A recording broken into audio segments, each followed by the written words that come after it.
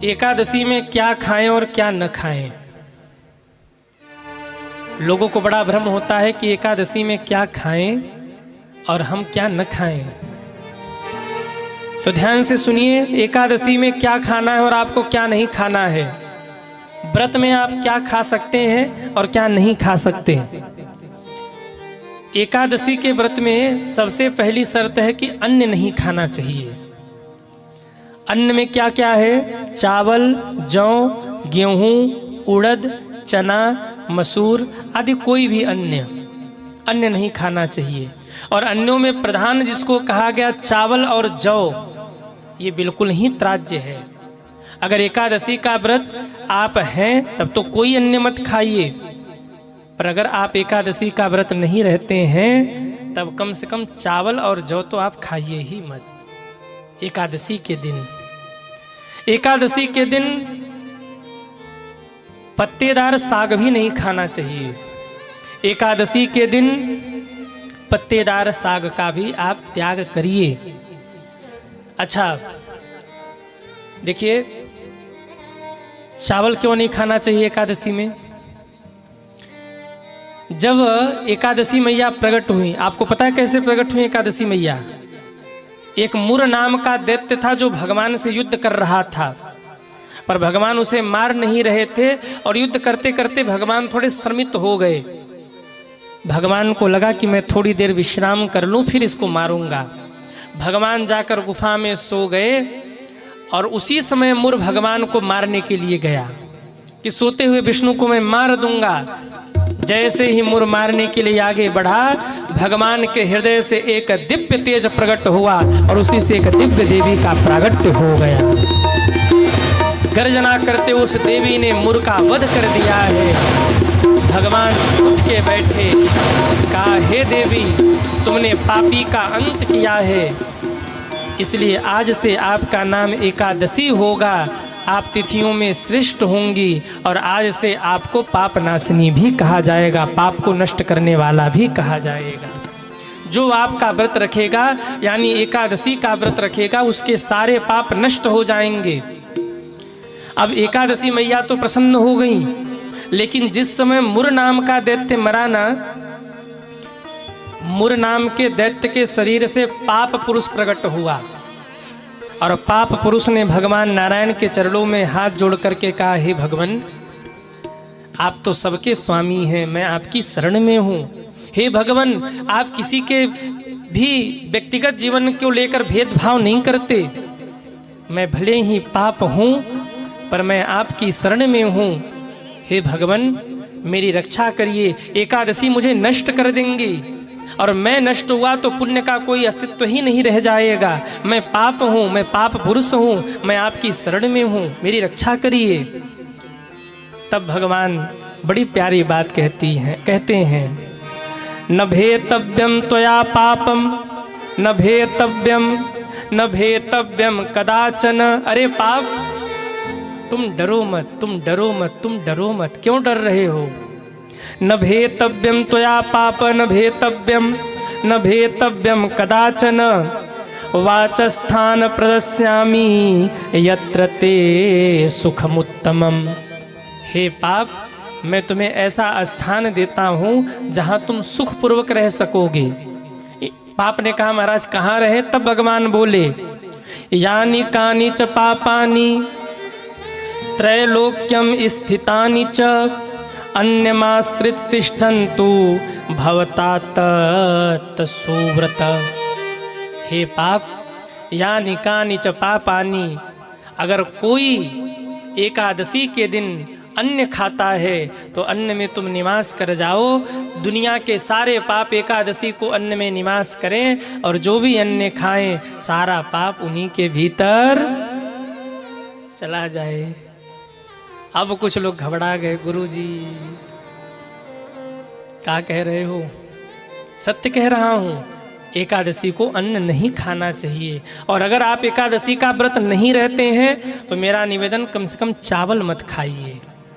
अगर आप एकादशी का व्रत नहीं रखते हैं, कई लोग होंगे जो एकादशी का व्रत नहीं भी रखते हैं, तो मेरा निवेदन है कि कम से कम एकादशी को चावल मत खाइए।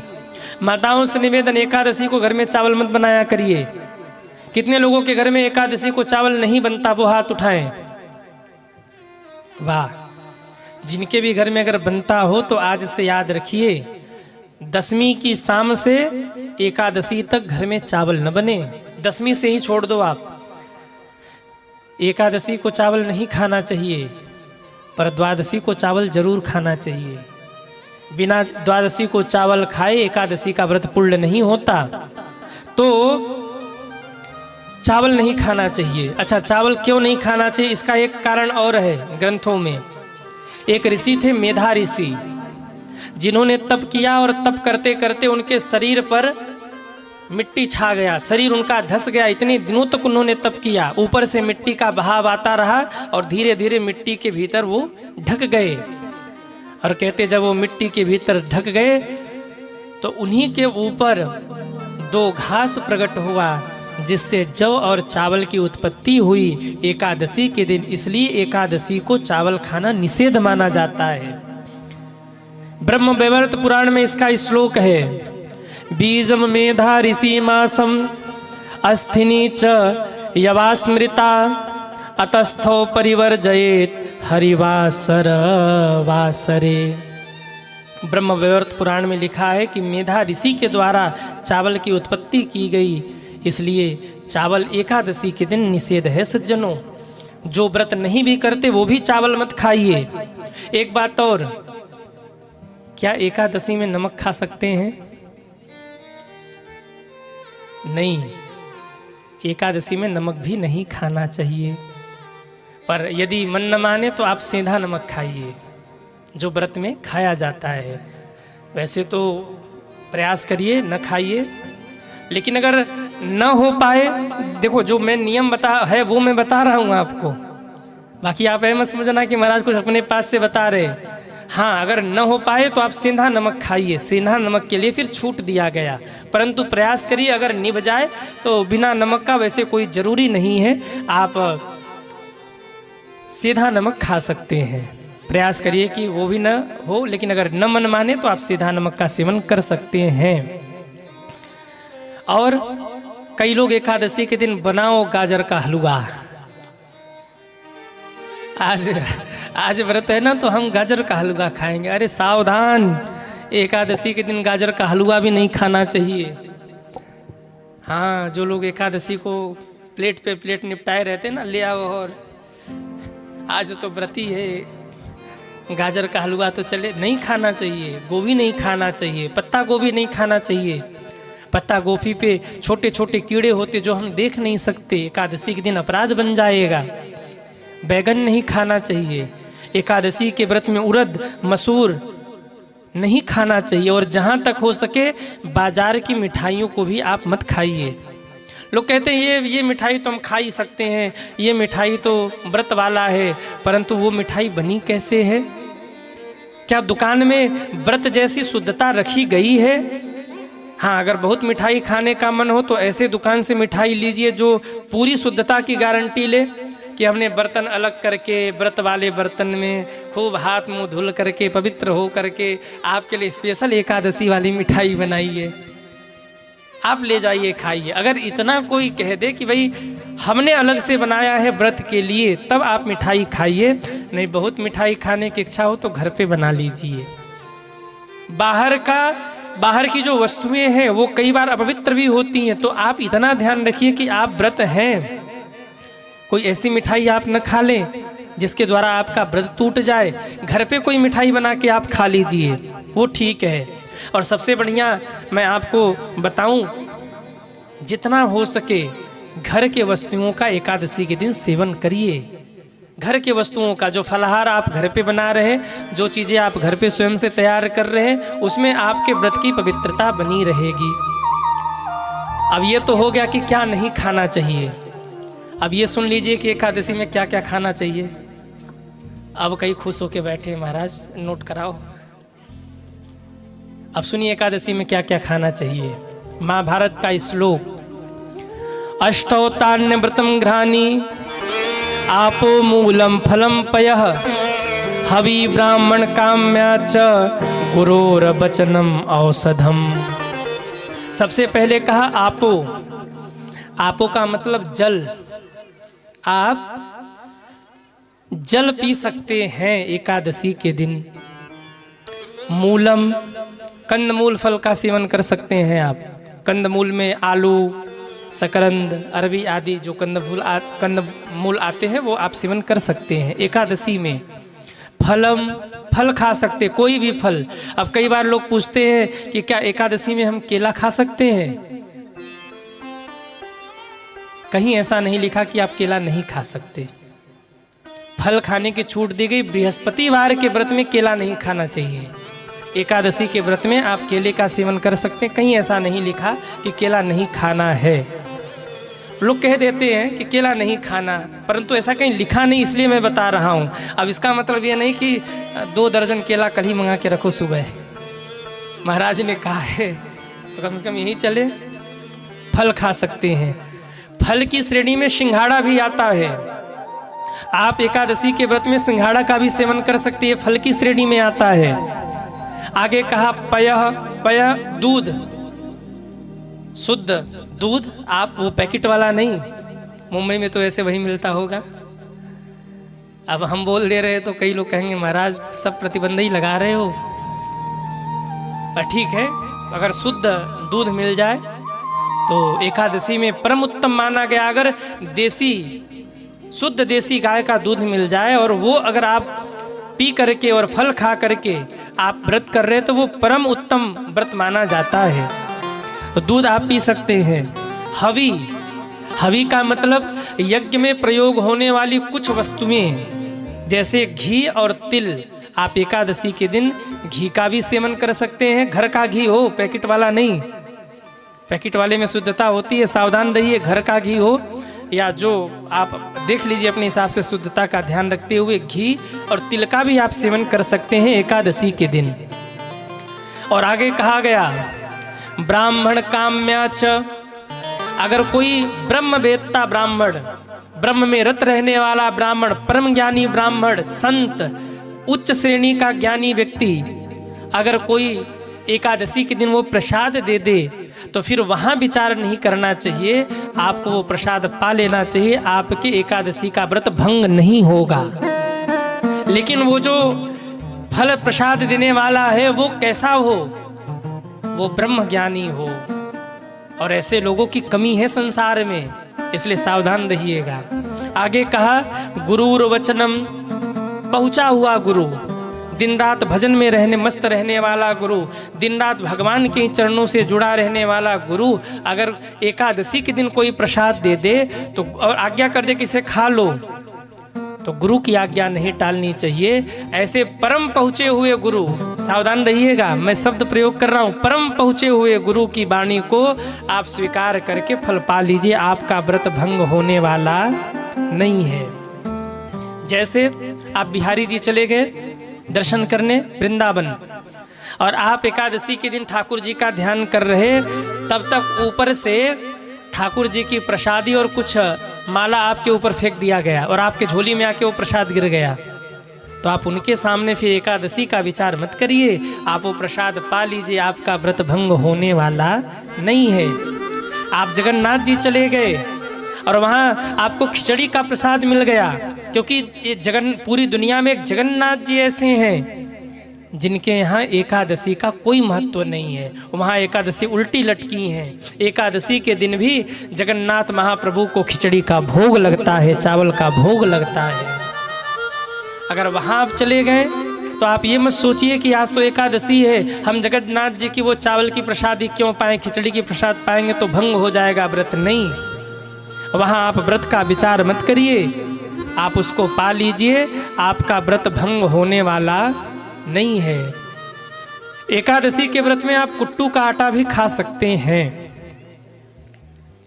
कुट्टू फेमस हो चुका है व्रत में। व्रत के एक दिन पहले ही लिस्ट लग जाता है, कुट्टू लेते आना, सिंघाड़ा लेते आना, ये लेते आना, वो लेते आना। कुट्टू का आटा भी आप खा सकते हैं क्योंकि ये फल की श्रेणी में है। आप समझिए कुट्टू का आटा, कुट्टू फल जो है वो प्रकट कैसे हुआ। एक बार एक लोक कथा आती है पहाड़ी क्षेत्रों में कि एक बार कुछ असुर प्रकट हुए जिन्होंने सारी दुनिया के सारे विश्व के जितने भी खाने पीने की वस्तुएं थी सबको अपवित्र कर दिया। जो संत महात्मा थे वो भूखे मरने लगे क्योंकि वो अपवित्र भोजन कर नहीं सकते थे। तब उन्होंने अन्नपूर्णा माँ को पुकारा कि माँ हमारी रक्षा करिए, हम क्या खाएं, अपवित्र खा नहीं सकते और खाए बिना मरे जा रहे हैं। तब कहते हैं माता अन्नपूर्णा ने, माता पार्वती ने कृपा करके हिमालय की गोद में, पहाड़ों की गोद में एक फल प्रकट किया जिसे कुट्टू के नाम से जाना जाता है। पहाड़ों पर प्रकट किया। तब कहते हैं उस फल को प्राप्त करके, उसका आटा बना के उसे प्राप्त करके संतों ने पाया, अपनी भूख मिटाई और तब से कुट्टू को फल में सम्मिलित कर लिया गया। कुट्टू आप खा सकते हैं एकादशी के दिन, इसमें आपका व्रत भंग नहीं होगा। इधर क्या बोलते हैं, कुट्टू ही बोलते हैं ना, क्या बोलते हैं?